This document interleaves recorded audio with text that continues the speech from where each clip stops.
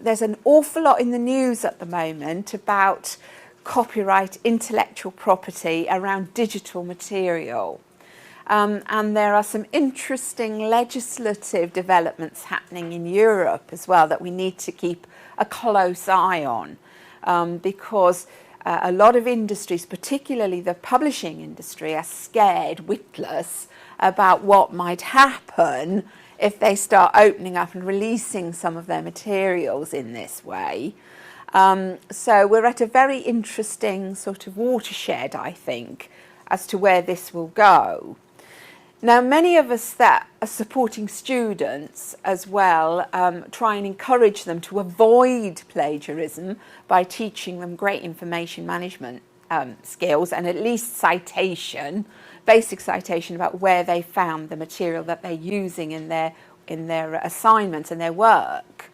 And what we sort of say to them, look, if it hasn't got a license on it, then don't touch it, basically. We're so used to seeing these websites out there, not many of them actually stamp a license on it, you know, on their content, on their website. So you take that risk, and most of us, you know, invariably we use screenshots in our work as well. So we need to be aware of that. That's not to say possibly not do it, but at least acknowledge where it's come from and then manage that risk associated with it. If it doesn't declare a license on it, that you can use it in a particular way.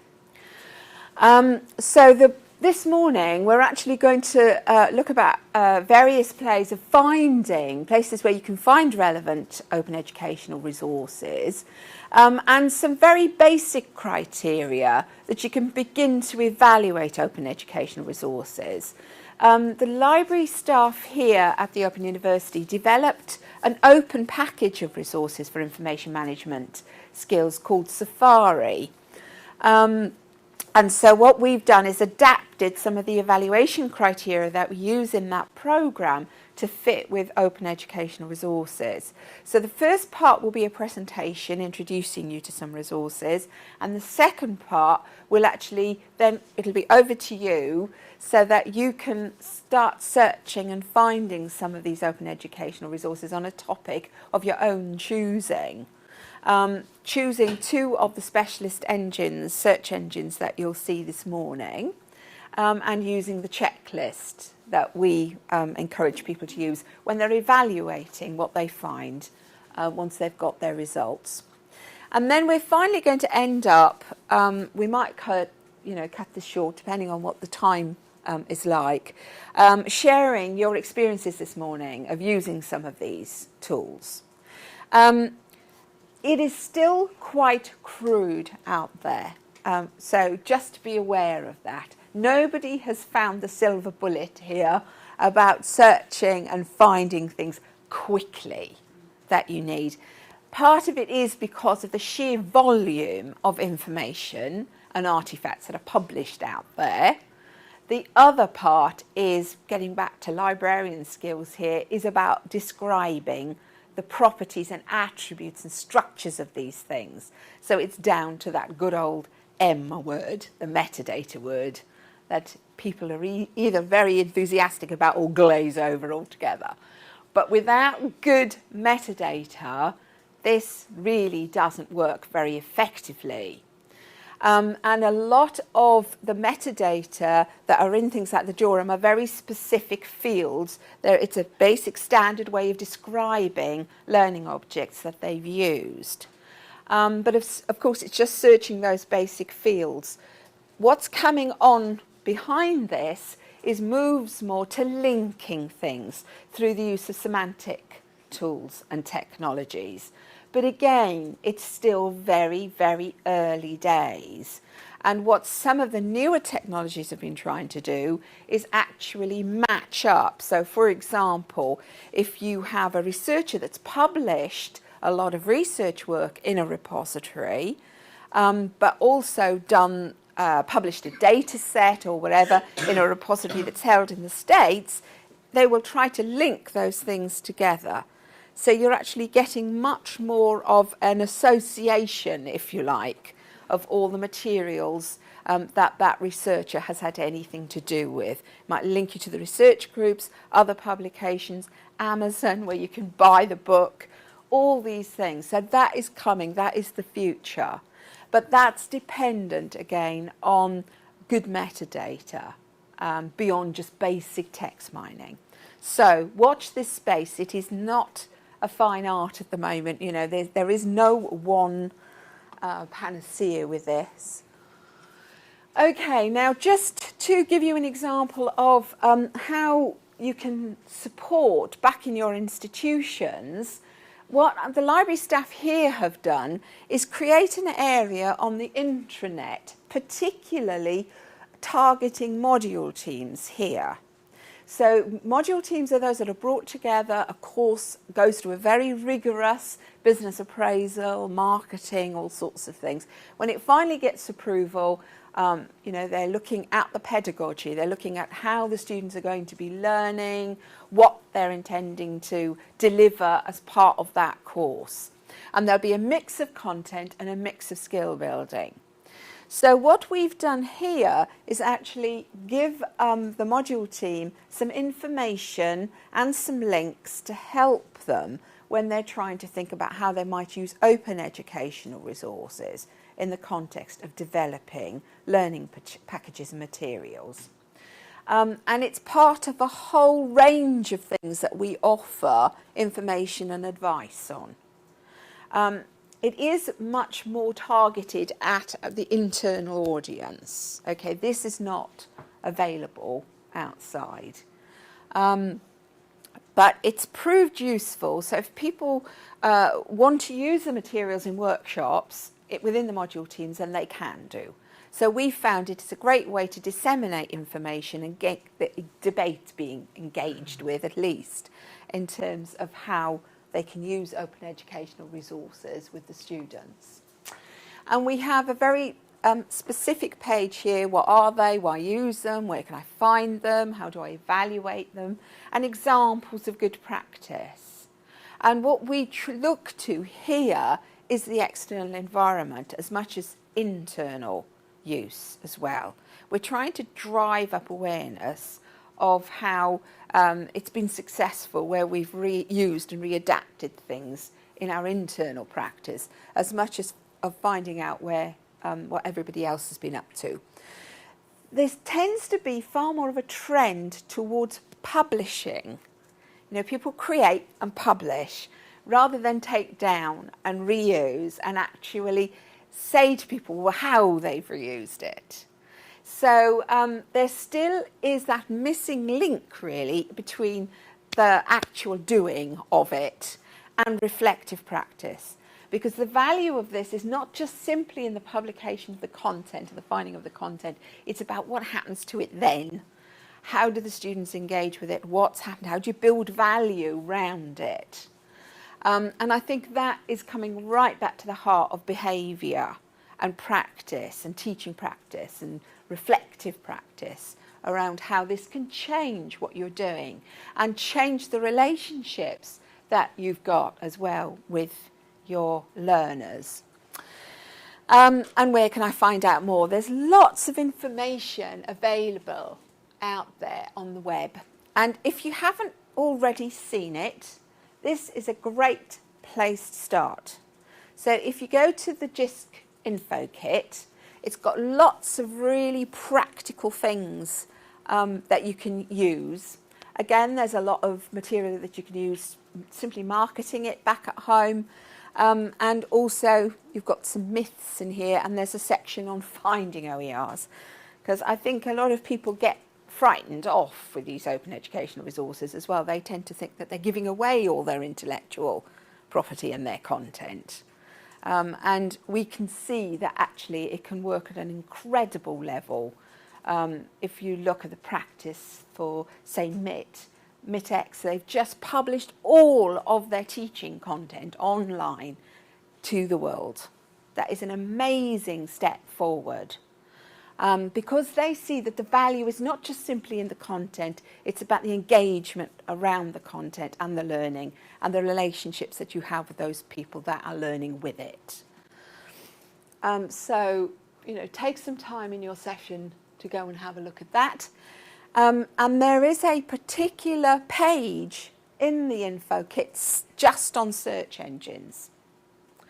Now, again, a word of caution, because you're going to be going to this page and actually choosing 2 of those in the activity in a minute. Many of these things have actually been project funded. So you will find that they are in prototype form, if you like. They've had the money, they've tested the idea, money's dried up, that's it. You see what you get at the end of the project.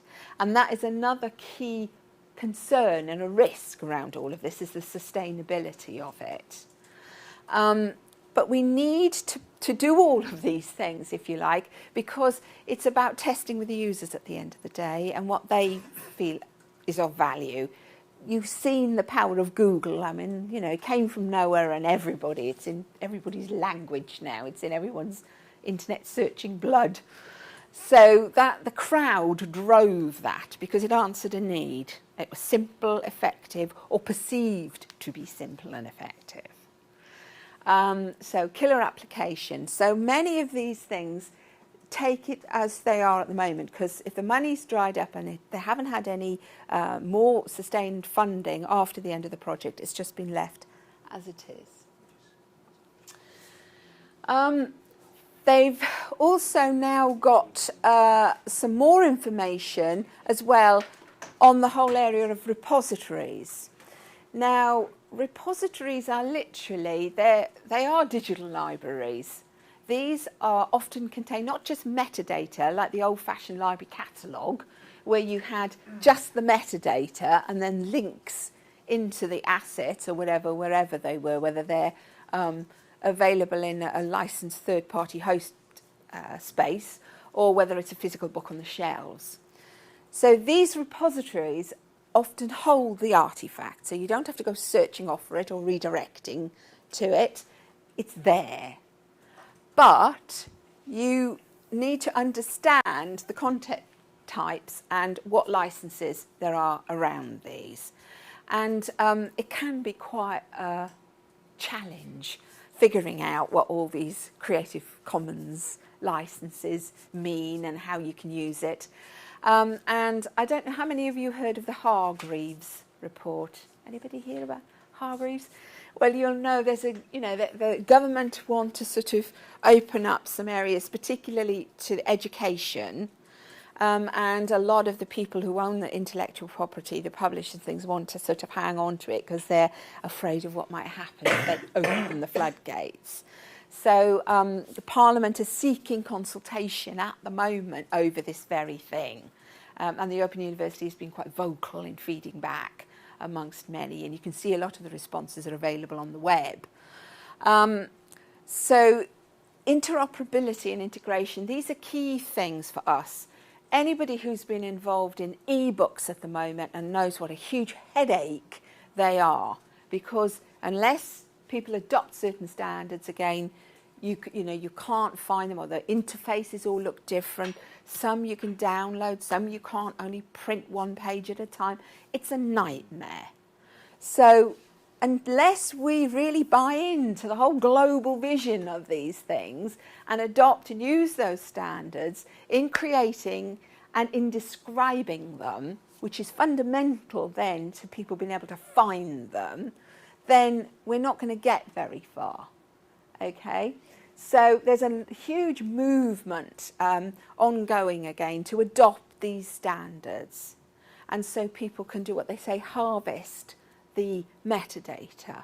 And you can find things like Core, which is a repository, a big aggregate of repositories which really target more research publications. But many of them are open, fully downloadable for reuse. Swap and exchange that metadata because they've bought into a certain standard for these things, for describing them. So you need to know more about these repositories, and Durham is the key one for us in the UK, or Great Britain. The OER Foundation, again, loads of information on things which are developing in the field, also trying to push the whole agenda for the sustainability of these, because there's been a lot of money that's gone into building the repositories, getting academics to publish things in there and to share their work. And it needs to the momentum needs to carry on, and it's at a critical stage now because of the financial situation that everybody's in. And instead of locking down more because of the competition, it's the very time we all need to be getting behind this and opening it out, because that's the only way we're going to democratise access to education at the moment, is through this movement. So it needs to be viral, it needs to be very proactive, and us librarians have got a great part to play in that, to push in that agenda.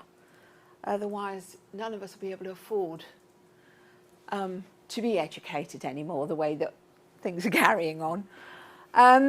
Again, Wiki Educator, this was again in that whole kind of brought into the value of it, Wiki Educator, sharing things globally, trying to enable best practice to be shared. And there's a whole section again on finding OER and different types of repositories, including specific subject focused ones. And some of the higher education academies as well, they've actually got materials in there. They'll either publish in the Jorum or they'll support a repository in their own subject field. But again, I come back to this, it's still very difficult to search across these things at the moment. You're still having to really go out and find these things rather than being able to use an excellent search engine, you know, to reveal some of this stuff with you, although some of it's now becoming more Googleable. Okay, again on Wiki Educator, a whole range here of search engines that you'll find, so you can go and use that as well. When you come to your activity, you can choose which site to land on, really, and do your investigation from. And on CloudWorks itself, have you heard about CloudWorks yet? No. It was mentioned. Okay, well, again, JISC funded, and the whole idea of this cloud was being able to put excellent tools out there, share good practice. You can see there's a whole range of different things at the time when I just did the screen capture, incorporating competencies and search into OER projects. So if you're thinking of digital literacy development, again, then it's much easier, in fact, to create those sorts of materials around the free stuff because there's so many issues around using some of the licensed resources. And there are some fabulous collections out there of digitised materials. Some of the museums and galleries are actually now releasing some of this content and licensing it for use in an educational setting. So CloudWorks is another good place to start.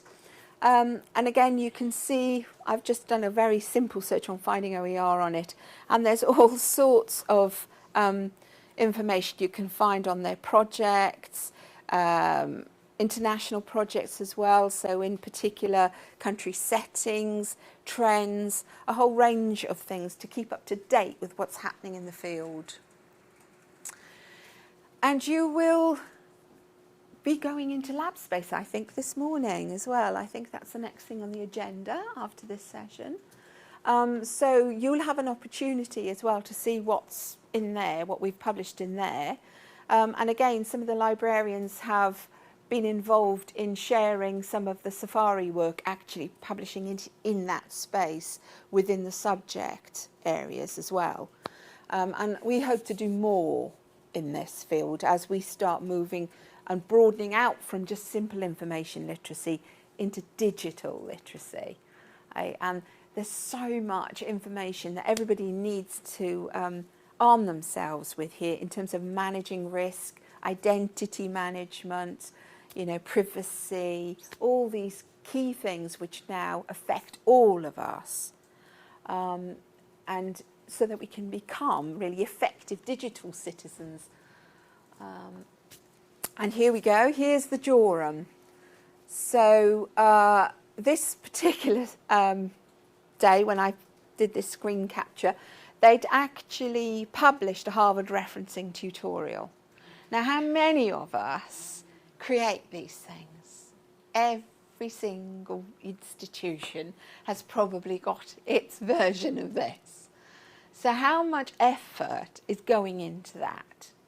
How much better would it be if actually we bought into this one, and if it doesn't do quite what we want, adapt and republish? But explain and understand why it's not doing what you want it to do. Because at the end of the day, everyone's just after upskilling the students. And sometimes we become very precious about these things. And if it isn't invented here or got that stamp on it, then people don't feel comfortable with it. When it's actually, what do we need to create that's original, and what can we reuse and repurpose, which is perfectly adequate and good enough to get the students from A to B. Or in some instances, dare I say, the staff from A to B as well. I mean, we're all in this together. These are skills that everybody needs to sort of get on top of. And in terms of open tools as well around managing information, you know, you have things like Mendeley now. Now, at the moment, it's still free. We don't know where it might go to. They often, these new companies that are starting up, they will give you a sort of free tool like that. But that's a great tool to use, again, for searching and finding things and managing the results that come back. And then you just pay for premium services. So, you know, it might not be necessary anymore to sort of maintain our massive database subscriptions to EndNote and RefWorks, dare I say. You know, so we need, this stuff can really start changing the way that we work and making us share great practice right across all our communities. So take your time to go and have a look at Jorum. Sorry, what's that? Mendeley. Mendeley. Mendeley.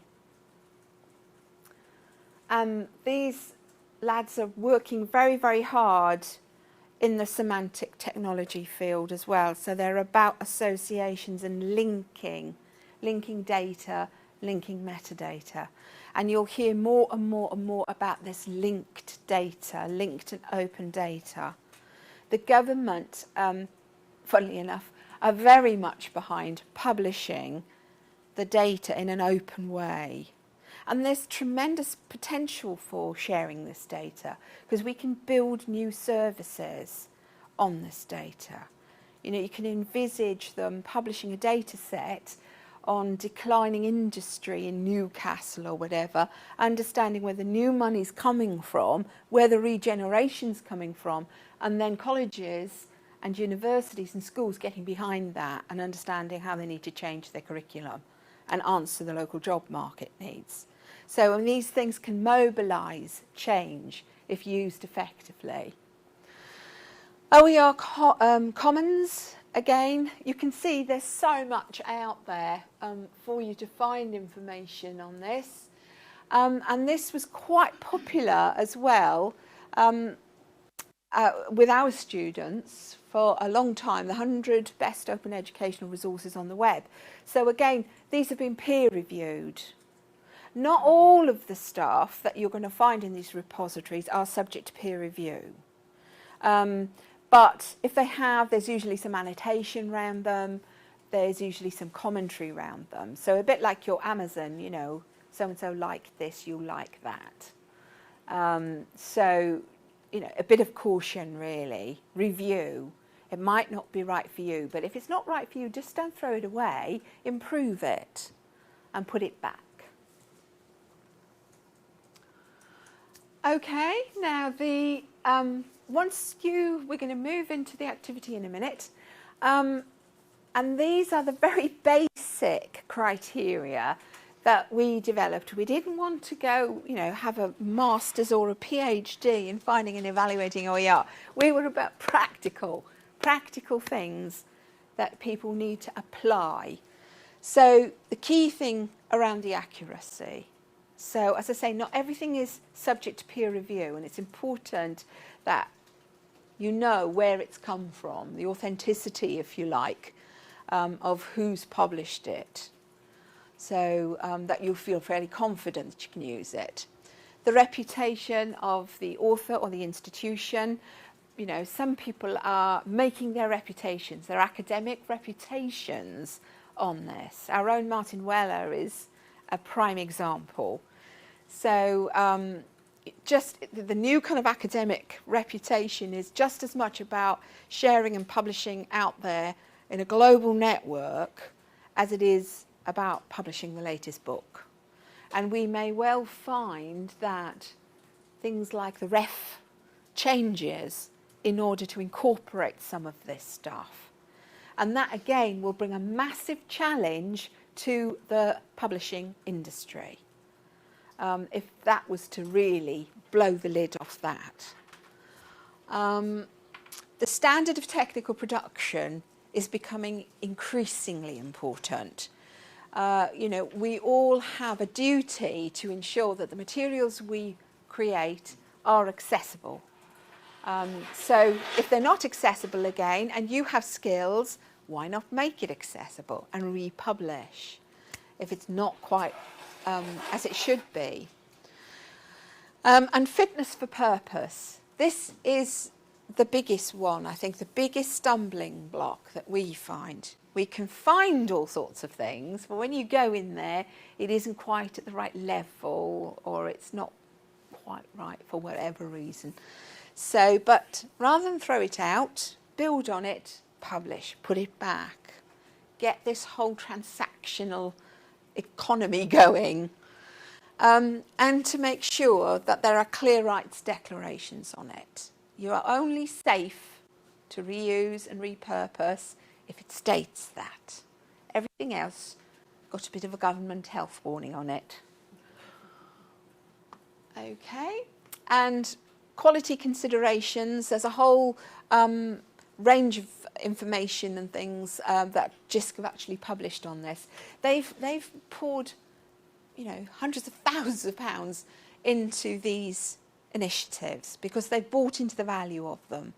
And they want to see that moving forward and sustaining. It would be a huge shame to see all this excellent effort actually stall now, at the very time where it's needed to go forward. So maybe we can take the next 10 minutes just to share some of the frustrations. So if I could ask some of you to volunteer, okay, to... do you need a mic? So I'd rather not the frustrations. Actually, I was really surprised because what I'm looking for is how to use wikis for assessment, and I actually used the Durham website. And what was very useful is that I actually came up with quite a lot of case studies, and it was really clear about copyright and how it could be used. The only thing that, again, what you're saying, what I think seems to be the issue in my own research previous to this, is it's not sustainable. Like if you click a link.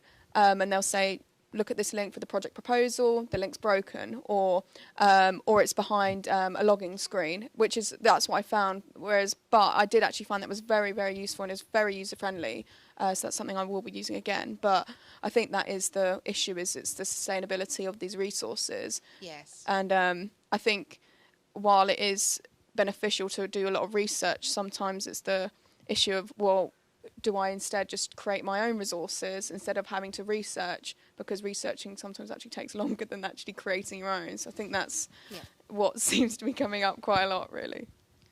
Well, and that's, you imagine everybody's doing this because of that. And then so we're wasting a lot of energy. So the way to try and do this is to drive up the quality of what we've got already. And adopt good practice ourselves when we're creating them, and eventually it will drive up the quality. But it's a slow process, I think. It's a slow, sustained process to do that. And I think because reputations are being made out there in this field right now, so the more that people are adopting these things and adopting good practice and making sure that you think about all those things that we've talked about this morning when you're creating your own material, then you're helping others find it as well. So eventually these things will become easier. So did anybody else use the Jorum? Would you mind sharing what you found on there? Did you find what you were looking for or not? Yeah, I did. I mean, it's a little bit easier because I went in just looking for something specific around turning it in. And I found a great video from the University of Warwick. So, yeah, it was really useful. In fact, I've saved it because I'm going to use it. So, yeah. And just going off the checklist, it's all there. You've got the accuracy, authors, everything. So, no, I found it very useful. And there's also comments as well. And the comments are from different universities saying the resource is up to date. The authors actually said, well, I'm doing a new one. So, no, very good. So had you used the Jorum before this morning? I've dabbled, Right. but not really gone into it in any depth. But now, like you said, it's a very nice interface. And but obviously it is possibly, the standard bearer at the moment, so you'd expect it to be easy to use. I also used, I forgot what it is now, the glue one for gluing things together. Right. Just signed up for an account. That looks really nice and quite intuitive as well. So no, I'm quite impressed. Okay, great. Did anybody else use anything different?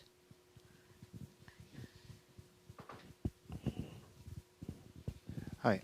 I stayed away from Jorum because I thought that would be the number one. So I tried the University Learning OCU and OER one, and it turned out to be a customized Google search engine. And I had a look in it, and basically it just came up with loads of YouTube videos. So I put one on, and it was very good. But right at the beginning, it said who it was and what university we were from, and I hadn't heard of either of them, which meant that I'd have to go and look up this person to see if I actually, what his reputation was. The video looked quite nice, and he was quite interesting. He was filming on a green screen, so every now and again things came up in the background, and looked very, very, very nice. But at the end, it had a list of references which were all too blurry to read, and it said, "I will email you these references." At the end, I think, well, that wouldn't be very useful for me, that bit. But the actual explanation of some of the theories that I was looking at looked quite nice. So I think it's something I would use, but it would sort of be like have a look at that if you're. Yes. So, but I just didn't realise that YouTube was doing YouTube videos, which was quite interesting. So that was quite a nice thing to see.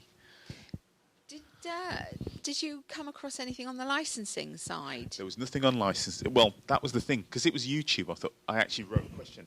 Well, I presume YouTube you can show, but I'm only assuming that because everybody does. Yeah. Right. There was no, this is licensed to be shown. It was just there. So I kind of just assumed that it'd be all right to show it to people. Yeah. Just because it was on YouTube, but there was nothing about what the license was, or whether you could or not, or. So you take the risk, essentially. Yes. I mean, most people who will decide to upload to YouTube are doing that. They've made the choice to share it, unless they've put it in a private area, because of course you can keep things in private accounts as well. So if they have made it publicly viewable, then, as you say, you make an assumption and take the risk that you can do that. So could you, if there had been a license very clearly declared on there that you could have reused and repurposed it, would you be tempted to improve it or not? Well, I don't really think it's something you can repurpose, because it looks like it's some sort of lecture capture with additional things behind it. So it's as is, really. You couldn't really do anything with it. You just put it up and say, what's that? Right. So in terms of repurposing, I think there is no repurposing. That's the resource as is. I mean, maybe I suppose you could chop chop it down. You could sample it or take a bit out. But I think one, because it was 2 linked videos. One was 9 minutes, one was 7 minutes. So so I didn't watch it all. I just fast forwarded it through. But so in terms of repurposing, not a lot I would do with it really, apart from as is. But it found subject content was Content looked quite interesting, and it did it in some interesting ways that I wouldn't have. So I found that quite interesting. right. It's given you some ideas. Yeah, well, And doing I think things. technically he has the technology to do it because it was obviously filmed and had all Right. sorts of gizmos behind him. So that was quite, which I know we don't have at our institution. So that was quite good. Okay. Yeah. But I mean, there's lots of free tools out there as well for video production, and you can do some really quite neat things just from some of the stuff that you can do on iMovie or GarageBand on, you know, if you've got an Apple machine. So, you know, there are things you can do. How would you download the YouTube video to edit it?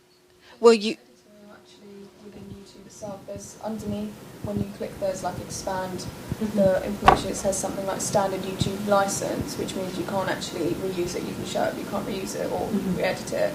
But if it says that it's a different another license, then I think there's a video editor within YouTube itself that you can then I think edit and then repurpose. There's also technologies you can just take like the MP3 files from the videos from a YouTube video as well. It's going into dangerous territory though. And then it's a good way of using it. Yeah.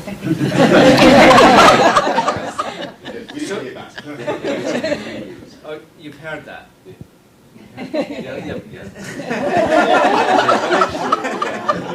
Obviously. That might be.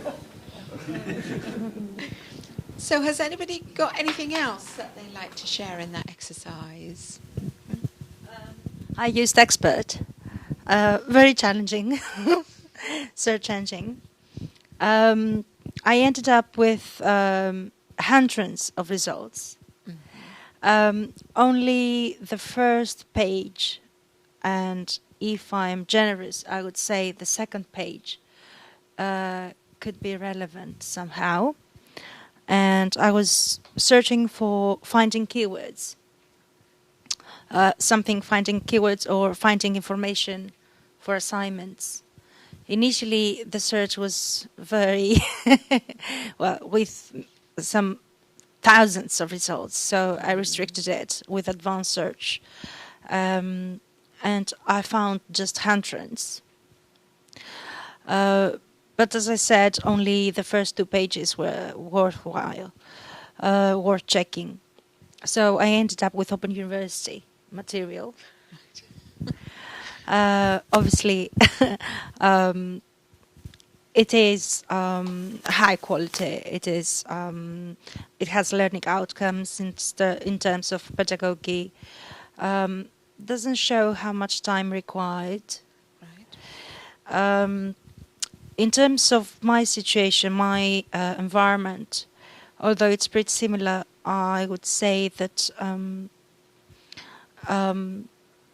it needs prerequisite skills to understand this bit of searching for keywords.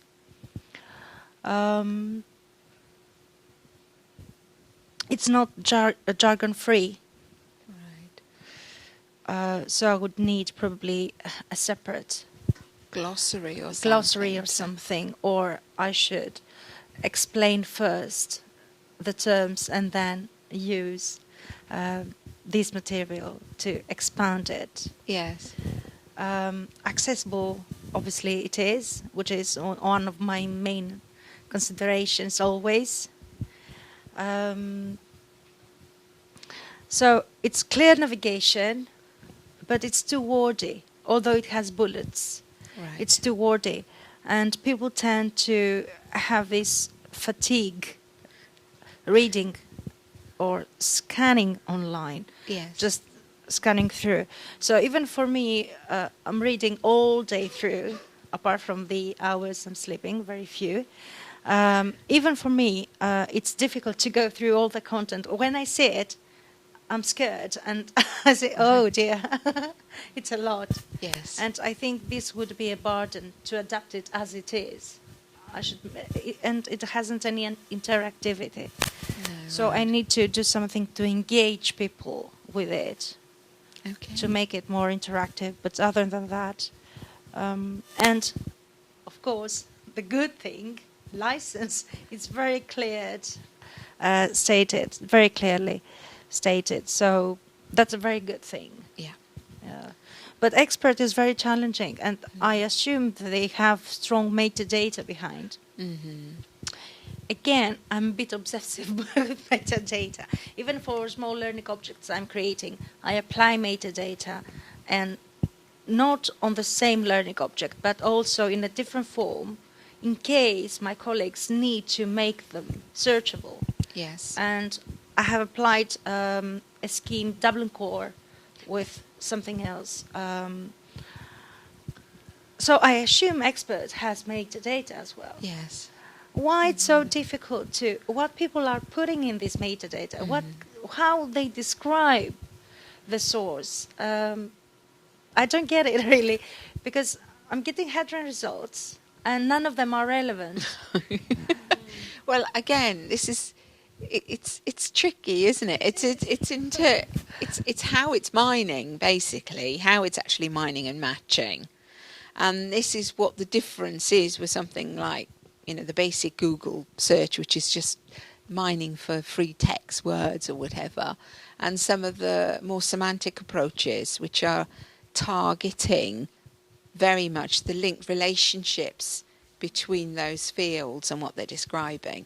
So it's very, we just haven't cracked it yet, because you can get a great clustering engine, but again, if you go and have a look at those things, they're still not quite relevant or quite what you want. So the semantic technology can support all that topic clustering, but the actual relevance of the results that form in those clusters, it still might not be what you want. There is, you know, it's I suppose it's the limitations of the computing against the human brain and what it's aspiring to. I mean, librarians will tell you they've been doing reference interviews for donkey's years, and the amount of where you travel from the beginning of the reference interview from where you actually get to what somebody is actually after. Because often people don't know either, or they have a vague idea about what they're looking for. So trying to support that kind of activity in this is fraught with all sorts of challenges, really. But at least with a basic set of Dublin Core, it's better than nothing at all. So you can field search. I mean, one of the things that the Jorum does as well, it does support browsing.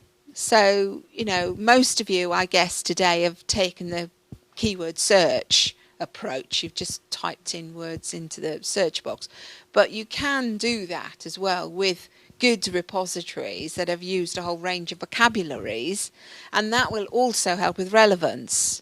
So, you know, you can use standard vocabularies to structure those things and thesauri to help with that. And a lot of the semantic technologies are actually, that's what they're doing. They're trying to link the thesauri.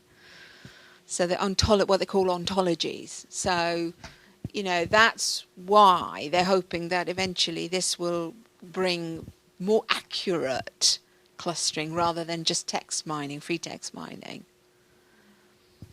Anybody got anything else?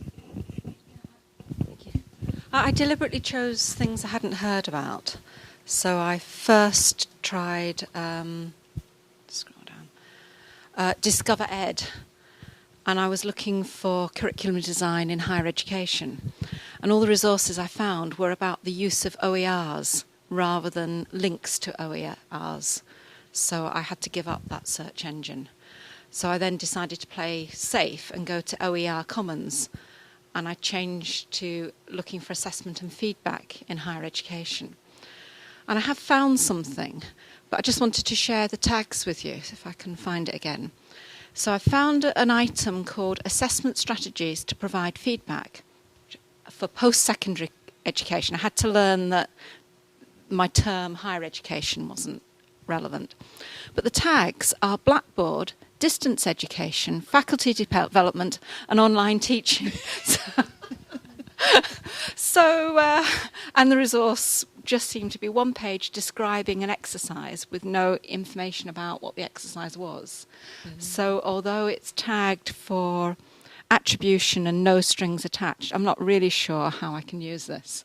So I've not had a very successful morning.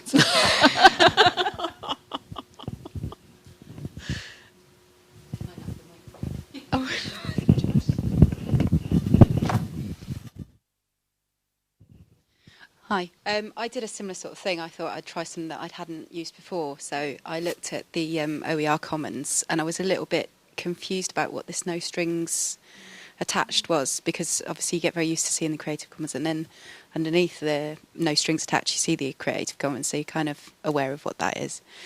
But then the other thing that I was finding on a lot of the different search engines, so I tried OER Glue as well, the same resources come up, and the same resources that don't quite match my need are coming up time and time again. So I felt a little bit like I was kind of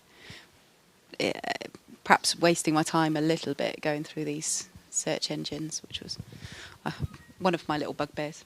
What's the idea of OER glue?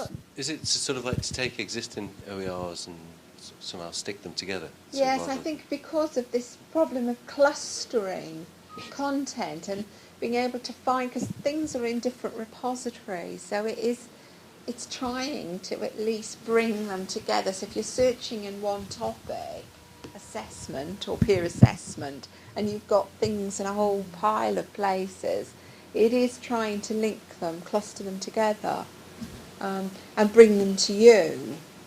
I think the ideal, the holy grail, I think they're after, is a little bit very similar to what RSS feeds have done for us. So, rather than you going and searching for all the news, you sign up for things and then it comes to you, and then you use a news aggregator. So you go into something like NetVibes, and then you've got all those channels in one screen, if you like. So rather than you having to rush off trying to find all these different things, it's coming to you. And I think publish into those channels. Yeah, because RSS is very transmissional one way. Yeah. It's not, they're not interacting in that way. Yeah. So, but it's so hard to keep on top of this as well, because obviously at the moment you're searching in a particular time and a place, so it's bounded by whatever you can find at that time. And the beauty of something like RSS again is that if a news item gets published on your topic, you then hear about it. So, some of the repositories I know are looking at doing things like that. So if somebody puts something in, you get an alert. So if somebody's put something, the latest artifact on your topic. But we have got such a long way to go with this. It's still very much in its infancy. And I think, given the current climate, what I would encourage everybody to do is just to make the Jorum as best as it possibly can be. And if you are keen on, which hopefully you are, and have bought into the whole value system, really, around creating, publishing, repurposing, sharing, in a very open practice, and you don't have resources back, or resources are getting increasingly tighter back at base, use the Jorum. It's there, it's a structure, it's an infrastructure, there's help and support there, and avoid all the costs, if you like, and the overheads of maintaining institutional repositories for these types of artifacts. And let's just drive up the Jorum and make it one of the best in the world. And that's what I would encourage everybody to do. And to think about the metadata. And metadata, we know, is expensive as well in terms of its creation and the time it takes to create the metadata, particularly if you're going to adopt standards, rigorous standards, and maybe create a lot of metadata. So there's trade-off there about how much metadata is good enough, and maybe how much standard field description metadata we need, and how much semantic linked services we can develop through actually turning our thesauri, our controlled vocabulary, all these ways we describe things, the ontologies, into machine computable ways of matching things together. So it's a bit of both, really. And of course, that helps with searching and discovery, but the other value of the metadata is in the long-term maintenance of the artifact. So, you know, just like everything, we need to clean out the cupboard now and again. You know, it's not just a case of building and pushing and building and pushing and building and pushing. We do need to review what's there. We have a responsibility to clean out, decide what we want to keep, which is of value longer term, or things which are more ephemeral that could be disposed of and deleted. So it's an active process of managing these materials. And that way we'll avoid profligation as well of content which may be of dubious quality, and build up more sort of solid repositories of certainly core content. You know, things like we were talking about earlier on with the Harvard referencing. You know, we do not need millions of iterations of Harvard referencing. That's a classic case in point, where one is good enough for everybody to use. So I think we could be working much more effectively together, and then that releases more time to be more inventive and creative with some of this other stuff that we find, and could maybe make it better. Certainly, has everybody heard of Common Craft? That's a very good site, well, for videos, for like instructions and how to do things. Common Craft. So if you haven't heard of it, I'm just thinking if you want to, you know, do a rapid video or something, and it'll show you how to create a video with some really basic tools. So there's lots and lots and lots of really lovely super stuff out there, which is still free and reusable, both in terms of tools, technologies, and then in terms of the content that we've been talking about today in these repositories.